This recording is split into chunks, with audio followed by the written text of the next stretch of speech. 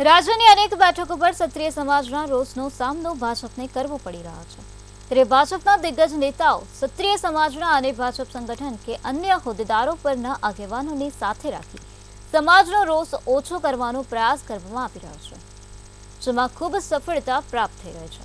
ત્યારે ભાવનગરના સિદ્ધસર રોડ પર ક્ષત્રિય રાજપૂત સમાજનું સંમેલન યોજાયું હતું। સી.આર. પાટીલ, વજુભાઈ વાળા, ક્ષત્રિય રાજપૂત સમાજના આગેવાનોની ઉપસ્થિતિમાં આ કાર્યક્રમ યોજાયો હતો। આ તકે સી.આર. પાટીલે સ્વખર્ચે ભાજપના સમર્થનમાં સંમેલન યોજવા બદલ આભાર માની કહ્યું હતું કે ક્ષત્રિય રાજપૂત સમાજ કટ્ટરતાથી ભાજપ સાથે રહ્યો છે, જે માટે હું સમાજનો આભાર માનું છું।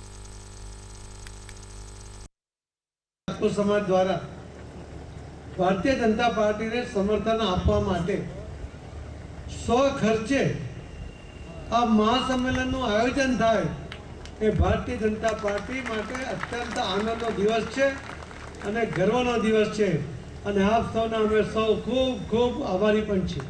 નહીં કોઈ માટે જો ભાઈ ગમે ત્યાં ન હોય તો કોંગ્રેસ તો કેટલી સશક્ત હતી, સમાજની અંદર ક્યાંક ને ક્યાંક તો વિરોધ રહેવાનો છે, તમામ લોકો નહીં પણ અમે અમારા તમામ હિન્દુ સમાજના એક એક અંગ અને ભારતમાં રહેનાર તમામ નાગરિક એ ભારત માતાનું સંતાન છે એમ માની અમે તમામ લોકોને ગળે લગાવી છીએ।